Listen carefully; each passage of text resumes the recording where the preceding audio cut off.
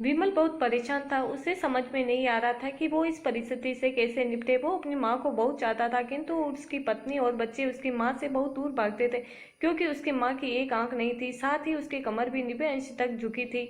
वैसे वह अपना काम सब खुद कर लेती थी, किंतु फिर भी उसकी पत्नी और बच्चों के लिए हमेशा खटकती है। दादी, आप ऊपर के कमरे में जाओ, मेरे दोस्त आ रहे हैं, विमल के बेटे अखिल ने बड़े बेरुखी से कहा।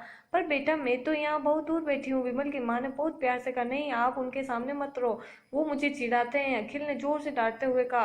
क्या हुआ अखिल, क्यों चिल्ला रहे हो? विमल की पत्नी कामनी ने किचन से ही आवाज लगाई। देखो ना माँ, ये दादी यही ड्राइंग रूम में बैठी हैं और मेरे दोस्त आ रहे हैं, अखिल ने शिकायत भरे लहजे में कहा। माँ जी, आप ऊपर चली जाओ, क्यों हम लोगों को लजवाती हो? कामनी ने बेटे का पक्ष लेते हुए कहा। बेचारी सरस्वती चुपचाप उठकर जीने के सहारे ऊपर जाने लगी। कमर झुकी होने के कारण उन्हें ऊपर चढ़ने में बहुत परेशानी हो रही थी, किंतु वो पूरी ताकत से ऊपर के एक अकेले कोने वाले कमरे में जाकर बैठ गई। विमल बाजू के कमरे को में सब सुन रहा था। उसे कष्ट हो रहा था कि उसकी माँ को अपमानित होना पड़ रहा है, किंतु वो असहाय था। अगर वो कुछ कहता है तो पत्नी और बच्चे उसका विरोध करने लगते हैं। उनके तर्क भी सही लगते हैं कि चूंकि जो एक प्रशासनिक अधिकारी था, उसका सामाजिक स्तर पर बहुत ऊंचा था, उसकी ससुराल भी एक ऊंचे घराने में थी, अतः वह चुपचाप इस तरह हर दिन अपनी माँ को अपमानित होते देखता रहता था। रात को विमल की पत्नी ने कहा, देखो जी, आप कुछ करो। कल कलेक्टर साहब की पत्नी आई थी, माँ जी अपनी देसी धुन धारा में उनसे मिली, मुझे बहुत शर्म थी, बताते हुए कि ये मेरी सास है। मैंने एक कह दिया कि दूर की रिश्तेदार इलाज कराने आई है। विमल को रोना आ गया, किंतु फिर भी वह चुप रहा। उसे समझ में नहीं आ रहा था कि वो क्या करे। अपने बेटे की मनस्थिति को सरस्वती अच्छी तरह से जानती थी और बेटे को कोई कष्ट न हो, इसलिए वो हर बात को चुपचाप सह लेती थी। विमल बहुत उदास रहने लगा। एक तरफ परिवार और सामाजिक स्तर पर जीने की प्रतिबद्धता थी, और तो दूसरी ओर माँ। आखिर माँ से वह अपने बेटे की ये हालत नहीं देखेगी। एक दिन उसने अपने बेटे से कहा, विमल, बहुत ही दिन हो गए, मैं अपने गांव जाना चाहती हूँ, मुझे वहां पहुंचा दो, मेरा यहाँ मन नहीं लग रहा है। किंतु माँ, वहां तो कोई नहीं है तुम्हारी देखभाल करने वाला।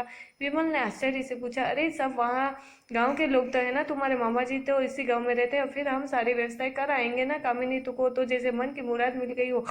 हाँ बेटा, बहुत सही कह रही है, सरस्वती ने लंबी सांस लेते हुए कहा। विमल जानता था कि गांव में माँ की देखभाल करने वाला कोई नहीं है, लेकिन वो अपनी पत्नी की जिद के कारण वह अपनी माँ को गांव छोड़ने पर विवश हो गया। माँ को गांव छोड़कर आते वक्त उसे रोना आ रहा था तथा अपनी बेबसी पर गुस्सा भी आ रहा था, किंतु परिवार, पत्नी और समाज वे उसके इन मनोभावों को दबा दिया और सुकून सा महसूस कराने लगे। कुछ दिनों के बाद उसके चाचा, जो अमेरिका में रहते थे, आने वाले थे। जब विमल बहुत छोटा था, उसके पिताजी जीवित थे, तब वो भारत आए थे, और उसके बाद वो अब भारत आने वाले थे। पूरा परिवार और आस पड़ोस बहुत उत्साहित था। अमेरिका से विमल के डॉक्टर चाचा आ रहे थे। डॉक्टर रमेश ने जैसे ही घर में कदम रखा, सबने मिलकर बहुत उत्साह से स्वागत किया। क्यों विमल, भाभी नहीं दिख रही है, कहाँ है? डॉक्टर रमेश ने उत्साह पूर्वक पूछा। जी, वो तो गाँव में रहती है, यहाँ उनका मन नहीं लगा, कामिनी से सपाट लहजे में उत्तर दिया। डॉक्टर रमेश ने विमल की ओर देखा तो विमल ने अपनी आंखें झुका दी। डॉक्टर रमेश सब समझ गए, बोले, कल हम भाभी से मिलने गाँव चलेंगे सब लोग। दूसरे दिन सभी लोग गांव के घर में पहुंचे। देखा कि सरस्वती को बहुत तेज बुखार है और वो पलंग पर असहाय पड़ी है। डॉक्टर रमेश दौड़कर सरस्वती के पास गए, उनके पेट छूकर रोने लगे। सरस्वती की यह हालत उनकी कल्पना से परे थी। वाह बेटा विमल, तूने तो नाम उजागर कर दिया। अपनी माँ की यह हालत देखकर तुझे तो शर्म भी नहीं आ रही होगी। डॉक्टर रमेश ने विमल को लगभग डांटते हुए कहा। नहीं देवर जी, विमल का कोई दोष नहीं, मैं खुद गाँव आई थी। सरस्वती ने अपने बेटे का बचाव किया। मुझे सब पता चल गया। भाभी, आप चुप रहो। क्यों बहू, तुम्हें अपनी सास की क्रूरता पसंद नहीं है? समाज में तुम्हें नीचा देखना पड़ता है ना? डॉक्टर रमेश ने कामिनी की ओर व्यंग्य से देखा। कामिनी निरुत्तर होकर विमल को देखने लगी। आज तुम जिस सामाजिक स्तर पर हो, वो इन्हीं के संघर्षों की देन है। और बेटा विमल, तुम्हें शायद मालूम ना होगी, बचपन में जब तुम 1 साल के थे, तब छत से नीचे गिरने के कारण तुम्हारी एक आंख फूट गई थी और तुम्हारी रीढ़ की हड्डी में भी समस्या थी। तब तुम्हारी इस कुरूप माँ ने अपनी एक आंख और अपना बोन मेरो तुम्हें देकर इतना सुंदर स्वरूप दिया था। कामनी बेटा, इतने सालों तक संघर्ष करके बेटे को प्रशासनिक अधिकारी बनाने वाली इस संघर्षशील औरत की तुम लोगों ने ये दशा कर दी, तुम्हें ईश्वर कभी माफ नहीं करेगा। डॉक्टर रमेश की आंखों से अश्रु जलधारा बह रही थी। अब भाभी, आप मेरे साथ अमेरिका जाएगी, जहाँ इन स्वार्थी लोगों के बीच नहीं रहेगी।